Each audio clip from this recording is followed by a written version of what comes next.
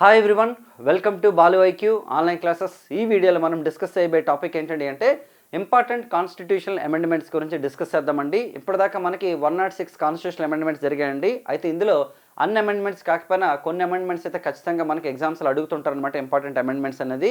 So మరి ఈ amendment అనేది మనకి ఆర్టికల్ నెంబర్ 368 ప్రకారం చేస్తారండి. మనకి స్పెషల్ మెజారిటీ ద్వారా కొన్ని అమెండ్మెంట్స్, అలాగే స్పెషల్ కమ్ స్టేట్స్ మెజారిటీ ద్వారా ఇంకొన్ని అమెండ్మెంట్స్ చేయడం జరుగుతుందన్నమాట. మరి ఆర్టికల్ నెంబర్ 368 అనేది మనం దక్షిణాఫ్రికా నుంచి అయితే తీసుకోవడం జరిగిందనమాట. అయితే ఈ వీడియోలో మనం కొన్ని ఇంపార్టెంట్ అమెండ్మెంట్స్ని డిస్కస్ చేద్దామండి. ప్రీవియస్లో కూడా డిస్కస్ చేయడం జరిగింది. ఒకవేళ మీకు గనక ఇండియన్ పాలిటీ కంటెంట్ ఆర్గనైజర్గా ఫుల్ ఫ్లెజ్డ్గా కావాలని అనుకుంటే, not only Indian polity, Indian history, Indian polity, Indian economy simple వేలో మీరు నేర్చుకోవాలని అనుకుంటే మన బాలు ఐక్యూ యాప్ని మీరు డౌన్లోడ్ చేసుకోండి. గూగుల్ ప్లే స్టోర్లో అందుబాటులో ఉంటుంది. ఈ 3 సబ్జెక్ట్స్ కూడా నేనే డీల్ చేయడం జరిగిందనమాట. దీంతో పాటు మీకు ఫుల్ కోర్సెస్ కూడా అందుబాటులో ఉంటాయండి. ఒకవేళ ఏపీ గ్రూప్ 2 ఫుల్ కోర్స్ మీరు తీసుకున్నారనుకోండి, అందులో పేపర్ 2లో మీరు తీసుకుంటే మనకి ఆ మెయిన్స్లో కనుక పేపర్ 1లో తీసుకుంటే మీకు ఇండియన్ పాలిటీ, ఏపీ హిస్టరీ కూడా చెప్పాను, అంటే ఏపీ హిస్టరీ కూడా చెప్పాను అనమాట. మొత్తం 4 సబ్జెక్ట్స్ నేను డీల్ చేశానండి. సో నేను చెప్పిన సబ్జెక్ట్ మీకు కావాలని అనుకుంటే సింపుల్ వేలో అండర్స్టాండ్ అవ్వడం కోసం మన బాలు ఐక్యూ యాప్ డౌన్లోడ్ చేసుకోండి. మరి ఫస్ట్ క్వశ్చన్ డిస్కస్ చేద్దామండి. భారత రాజ్యాంగంలో 94th అమెండ్మెంట్ దేనికి సంబంధించిందంట? 94వ రాజ్యాంగ సవరణ చట్టం మనకి దేనికి సంబంధించింది? జార్ఖండ్, ఛత్తీస్గఢ్, మధ్యప్రదేశ్ మరియు ఒరిస్సా రాష్ట్రాల్లో గిరిజన సంక్షేమ మంత్రిని నియమించడమా? విద్య హక్కును ప్రాథమిక హక్కుగా చేర్చడమా? పంచాయతీరాజ్ వ్యవస్థను రాజ్యాంగ భద్రత కల్పించడం? ఓటింగ్ వయసు 21 నుంచి 18 ఏళ్ళకి తగ్గించడం? అంటే మనకి చూడండి, 94th కాన్స్టిట్యూషనల్ అమెండ్మెంట్ అనేది మనకి 2006లో చేశారండి. ఏంటంటే మనకి ఆర్టికల్ 164లో 1 ప్రకారం ఏంటంటే 4 రాష్ట్రాల్లో ఖచ్చితంగా గిరిజన సంక్షేమ మంత్రిత్వ శాఖ ఉండాలి అనే కాన్సెప్ట్ అనేది యాడ్ చేశారు. ఇన్ఫ్యాక్ట్ తీసుకుంటే ఇదివరకు బీహార్ ఉండేదన్నమాట. మనకి ఈ లిస్టులోని బీహార్ని తొలగించి ఛత్తీస్గఢ్ని, జార్ఖండ్ని యాడ్ చేయడం జరిగిందండి. సో మనకి మొత్తం ఇప్పుడు భారతదేశంలో 94th అమెండ్మెంట్ ప్రకారం తీసుకుంటే మనకి 4 రాష్ట్రాల్లో ఖచ్చితంగా షెడ్యూల్డ్ ట్రైబ్స్కి సంబంధించినటువంటి సంక్షేమ మంత్రిత్వ శాఖ ఖచ్చితంగా ఉండాలి రాష్ట్రాల్లో. ఏ రాష్ట్రాల్లో ఉండాలన్నమాట? మనకి జార్ఖండ్లోని, ఛత్తీస్గఢ్లోని, మధ్యప్రదేశ్లోని, ఒరిస్సా, ఈ 4 రాష్ట్రాల్లో ఖచ్చితంగా అనమాట ఉండాలని చెప్పేసి మనకి యాడ్ చేయడం జరిగింది. మరి ఇక్కడ విద్యా హక్కును ప్రాథమిక హక్కు అన్నారు కదా, ఇదేంటే మనకి 86th అమెండ్మెంట్, ఇది 2002లో చేసినటువంటి 86వ రాజ్యాంగ సవరణలో మనకి చెప్పడం జరిగిందనమాట. 21A ఆర్టికల్ అనేది యాడ్ చేశారు మనకి. మరి ఇక్కడ పంచాయతీరాజ్ వ్యవస్థకు రాజ్యాంగ భద్రత అంటే మీకు తెలిసినండి 73rd కాన్స్టిట్యూషనల్ అమెండ్మెంట్ అనమాట. మరి ఓటింగ్ వయసు 21 నుంచి 18కి తగ్గించడం అయితే మనకి 61st కాన్స్టిట్యూషనల్ అమెండ్మెంట్ అండి. మరి ఈ రాజ్యాంగ సవరణ అనేది 61వ రాజ్యాంగ సవరణ అనేది ఏ ప్రధానమంత్రి కాలంలో వచ్చిందో మీకు తెలిస్తే కింద కామెంట్ బాక్స్లో చెప్పండి. ఓకే, నెక్స్ట్ క్వశ్చన్ చూద్దామండి.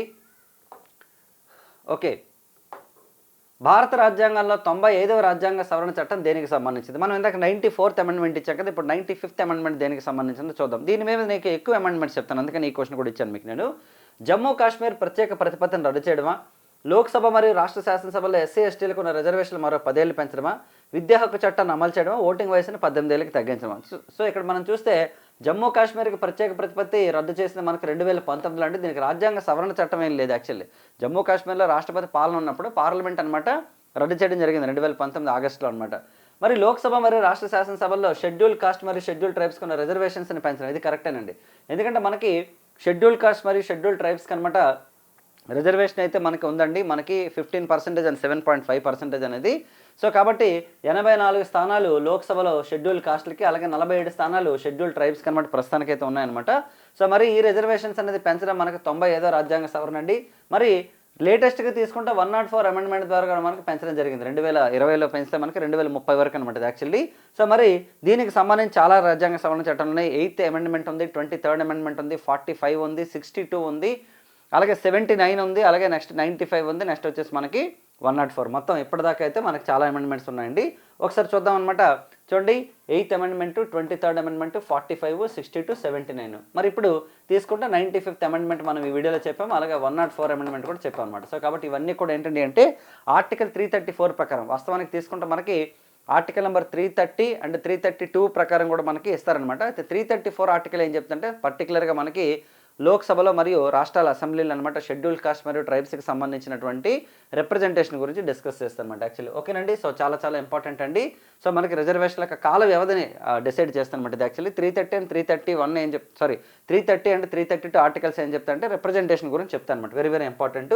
అలాగే 331 అండ్ 333 ఇవి కూడా ఇంపార్టెంట్ ఆర్టికల్సే, కాకపోతే ప్రజెంట్ ఇప్పుడు లేవు. 331 ఆర్టికల్ ఏంటంటే మనకి లోక్సభలో ఆంగ్లో ఇండియన్స్ యొక్క రిప్రజెంటేషన్ గురించి చెప్తుంది ఆర్టికల్ 331. రాష్ట్రాల్లో అసెంబ్లీ సభ్యుల యొక్క రిప్రజెంటేషన్ గురించి మనకు ఆర్టికల్ 333 చెప్తుందండి. సో ప్రస్తుతానికి అసెంబ్లీలో ఆంగ్లో ఇండియన్స్ లేరు, అలాగే భారతదేశం కూడా ఆంగ్లో ఇండియన్స్ లేరు. ఎందుకంటే మనకి 2011 సెన్సస్ ప్రకారం తీసుకుంటే జనాభా లెక్కల ప్రకారం లెస్ దాన్ 300 ఉన్నారు అనమాట, ఎవరు ఆంగ్లో ఇండియన్స్. అందుకని చెప్పేసి ఆ రిప్రజెంటేషన్ అయితే మనకి ప్రజెంట్ తీసేయడం జరిగింది. సో వెరీ వెరీ ఇంపార్టెంట్ అండి. సో ప్రజెంట్ మనకి మొన్న అమెండ్మెంట్ చేసినప్పుడు 102 ఓకే 4 అమెండ్మెంట్ చేసినప్పుడు ఏం చేస్తారంటే కేవలం మనకి ఇండియాలో ఓకే ఎవరెవరికి ఓన్లీ షెడ్యూల్ కాస్ట్ మరియు షెడ్యూల్ ట్రైబ్స్కి మాత్రమే చేయడం జరిగిందనమాట. చాలా చాలా ఇంపార్టెంట్. సో నెక్స్ట్ క్వశ్చన్ చూద్దామండి. భారత రాజ్యాంగంలో 26వ రాజ్యాంగ సవరణ చట్టం దేనిని రద్దు చేసిందంట? చూడండి 26వ అమెండ్మెంట్ అండి జమీందారీ వ్యవస్థ, సంస్థానాలు, రాజభరణాలు, ప్రాథమిక హక్కులను సవరించింది, దేశంలో అత్యవసర పరిస్థితి విధించిందండి. చూడండి 26th కాన్స్టిట్యూషన్ అమెండ్మెంట్ దేనికి సంబంధించిందంటే భారతదేశంలో ప్రైవీ పర్సెంట్ ఏంటంటే మనకి రాజభరణాలు. ఓకే భరణం అంటే ఏంటి? ఓకే ఏదైనా సరే ఒక అంశం అంటే ఫర్ ఎగ్జాంపుల్ మనం చెప్తాం కదా, ఇది డైవర్స్ అయిందనుకోండి ఎగ్జాంపుల్, సో తర్వాత భరణం వేస్తారు. భరణం అంటే ప్రతిగా చెల్లించేదని అర్థం అనమాట, యాక్చువల్లీ దాని వర్డ్ మీనింగ్. సో అలా మనకి భారతదేశంలో రాజరికంలో ఉన్నటువంటి సంస్థానాలు ఏవైతే ఉన్నాయో ఆ సంస్థానాలని భారత యూనియన్లో కలిపిన తర్వాత గవర్నమెంట్ ప్రతిగా ఏమి ఇచ్చిందంటే వాళ్ళకి కొంత డబ్బులు ఇచ్చిందనమాట, అంటే పెన్షన్ లాగా ఇచ్చిందనమాట. దీన్ని రాజభరణం అన్నారండి యాక్చువల్లీ. సో ఈ రాజభరణాలు అనేది ఎక్కువగా అయిపోతున్నాయి, దీనివల్ల మనకి ఫిస్కల్ డెఫిసిట్ పెరిగిపోతుంది, రెవెన్యూ డెఫిసిట్ కూడా పెరుగుతుందనే ఉద్దేశంతో government of India special Indira Gandhi గారి ప్రభుత్వం 26వ రాజ్యాంగ సవరణ ద్వారా 1971లో ఏం చేశారంటే మనకి వీటిని అయితే రిమూవ్ చేయడం జరిగిందనమాట. ఓకేనండి. సో కాబట్టి ఆన్సర్ వచ్చేసి మనకి రాజభరణాలు అండి, వెరీ వెరీ ఇంపార్టెంట్. ఇన్ఫాక్ట్ చెప్పాలంటే 24, 25, 26 ఈ 3 అమెండ్మెంట్లు కూడా మనకి 1971లోనే చేశారండి. ఈ 3 రాజ్యాంగ సవరణల్ని ఛాలెంజ్ చేసినటువంటి సుప్రీంకోర్టు జడ్జిమెంట్ ఏదంటే మనకి Kesavananda Bharati versus state of Kerala. Very very important judgement మనకి 1973 ఏప్రిల్ 24 అనమాట జడ్జిమెంట్ అయితే వచ్చింది. మరి భారతదేశానికి ఇదంతా మనం ఇప్పుడు ఆల్రెడీ డిస్కస్ చేసిందే. మనకి ఆర్టికల్ 291 అండ్ ఆర్టికల్ 362 రెండింటిని తొలగించారండి. 291 మనకి ప్రైవేట్ పర్సన్కి సంబంధించి చెప్తుంది, అలాగే 362 కూడా మనకి ఏంటంటే బిరుదులకు సంబంధించి చెప్తుంది అనమాట ఇది యాక్చువల్లీ. సో దీని ప్లేస్లో 363A మనకి కొత్తగా చేర్చారు. ఇక్కడ చూడండి పూర్వపు రాచరిక రాష్ట్రాల పాలకుల హక్కులు, బిరుదులు మరియు విశేష అధికారాలకు సంబంధించిన ఒక నిబంధన అనమాట. ఓకేనండి. మనకి ఆర్టికల్ 18 ఆఫ్ ద కాన్స్టిట్యూషన్ ప్రకారం మనకి బిరుదుల నిషేధం ఉందన్నమాట యాక్చువల్లీ కదా. అందుకనే మనకి Balaji Raghavan versus state of ఓకేనండి యూనియన్ ఆఫ్ ఇండియా కేసులో సుప్రీంకోర్టు ఏం చెప్పిందంటే బిరుదులు అనేవి ఎక్కడ ఇవ్వకూడదనమాట, ఎందుకంటే అందరూ సమానం కాబట్టి బిరుదులు అనేవి ఉండవు, అవి కేవలం అవార్డులు మాత్రమే ఉంటాయని చెప్పేసి చెప్పడం జరిగిందనమాట. ఎందుకంటే పద్మ అవార్డులు ఏవైతే ఉన్నాయో పద్మ విభూషణ్ కానీ, పద్మభూషణ్ కానీ, పద్మశ్రీ కానీ, అలాగే హైయెస్ట్ సివిల్ అవార్డు అయినటువంటి భారతరత్న కానీ ఇవన్నీ కూడా అవార్డులు కానీ ఇవి బిరుదులు కాదు. ప్రత్యేకంగా ఏ మనిషిని కూడాను సమాజం నుంచి వేరు చేయమని చెప్పేసి మనకి బాలాజీ రాఘవన్ కేసులో సుప్రీంకోర్టు చెప్పిందండి. సో కాబట్టి it's very very important. Next question చూద్దామండి. భారత రాజ్యాంగంలో 43వ రాజ్యాంగ సవరణ చట్టం దేనికి సంబంధించింది? 43rd కాన్స్టిట్యూషన్ అమెండ్మెంట్ అండి. సో చాలా మందికి 42nd అమెండ్మెంట్ ఐడియా ఉంటుంది, 44th అమెండ్మెంట్ ఐడియా ఉంటుంది.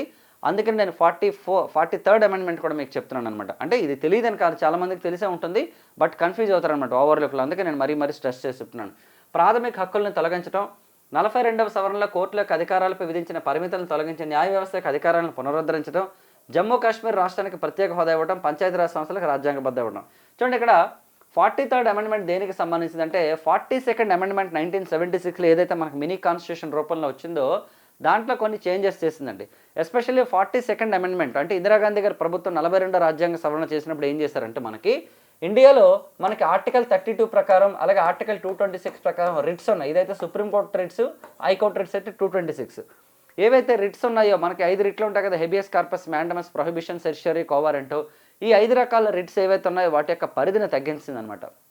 సో మరి ఆ పరిధిని పెంచుతూ అలాగే కోర్టుకి సంబంధించినటువంటి పవర్స్ ఏవైతే ఉన్నాయో, జ్యుడిషియరీ పవర్స్ ఏవైతే ఉన్నాయో వాటిని రీస్టోర్ చేయడం కోసం చేసినటువంటి అమెండ్మెంట్ 43rd అమెండ్మెంట్.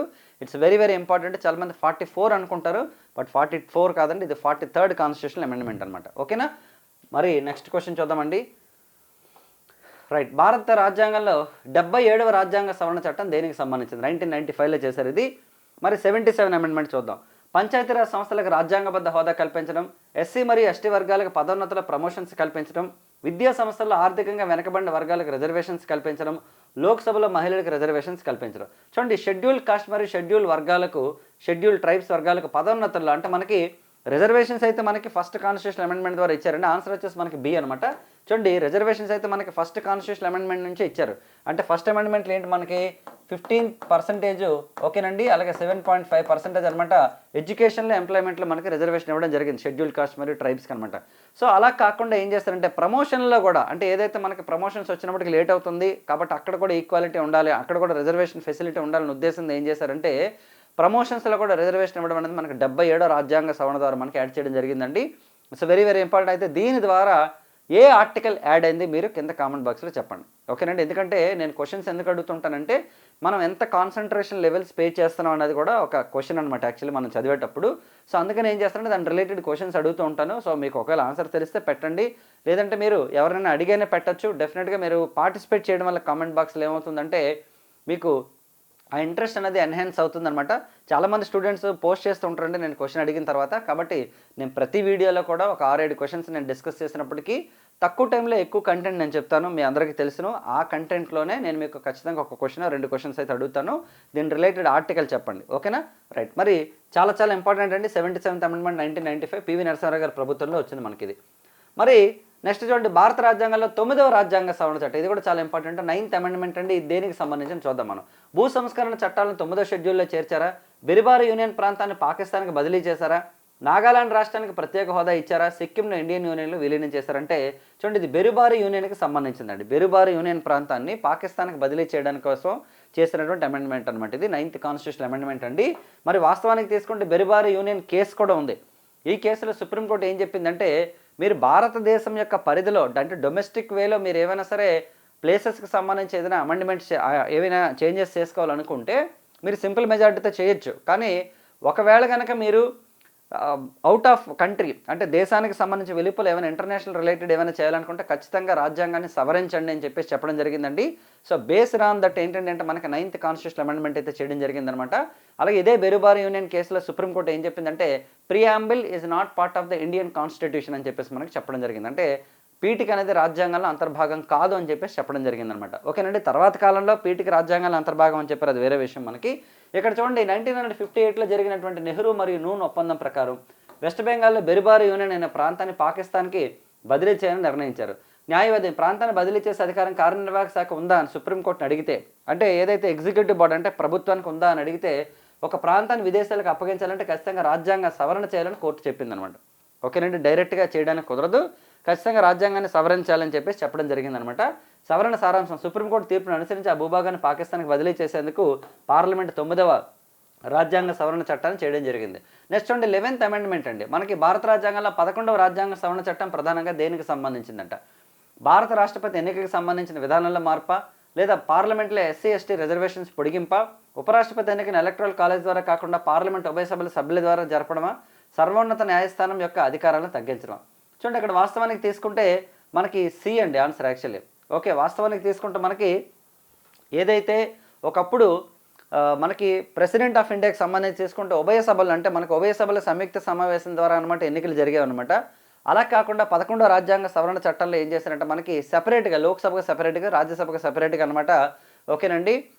అంటే ఎలక్షన్స్లో పార్టిసిపేట్ చేసే హక్కు ఇచ్చారనమాట యాక్చువల్లీ. ఎందుకంటే మనకి ఉపరాష్ట్రపతి ఎన్నికల్లో ఏంటమ్మా అంటే కంప్లీట్గా పార్లమెంట్ మెంబర్స్ అందరూ ఓటేస్తారు. రాష్ట్రపతి ఎన్నికల్లో తీసుకుంటే మనకి ఎవరు ఓటేరు, మనకి నామినేటెడ్ మెంబర్స్ ఓటేరు. కానీ వైస్ ప్రెసిడెంట్ ఎలక్షన్స్లో ఏం చేస్తారంటే నామినేటెడ్ మెంబర్స్ కూడా ఓటేస్తారు. ఇక్కడ నేను మీకు ఒక ట్రిక్ చెప్తాను చూడండి. వైస్ ప్రెసిడెంట్ ఎలక్షన్, ఓకేనండి, వైస్ ప్రెసిడెంట్కి సంబంధించినటువంటి ఎలక్టరల్ కాలేజ్ మెంబర్స్, అంటే ఎలక్టరల్ కాలేజ్ అంటే టోటల్గా ఎవరైతే ఓటేస్తారో వాళ్ళు, ఈ electoral college is equal to okay president of ఇండియాకి సంబంధించినటువంటి ఇంపీచ్మెంట్ మెంబర్స్ అనమాట. ప్రెసిడెంట్ ఆఫ్ ఇండియా ఇంపీచ్మెంట్లో ఎవరెవరు పార్టిసిపేట్ చేస్తారండి? Members of Lok Sabha, members of Rajya Sabha, including nominated members. అందులో ఎమ్మెల్యేలు ఉండరు, ఎందుకంటే రాష్ట్రపతిని ఎన్నుకున్నప్పుడు ఎమ్మెల్యేలు ఉంటారు. సో కాబట్టి గుర్తుపెట్టుకోండి, ప్రెసిడెంట్ ఆఫ్ ఇండియా ఇంపీచ్మెంట్లో ఎవరు ఉంటారో రాష్ట్రపతి ఉపరాష్ట్రపతి ఎన్నికల్లో కూడా వాళ్ళే ఉంటారు. అంటే టోటల్ పార్లమెంట్ మెంబర్స్ ఉంటారండి.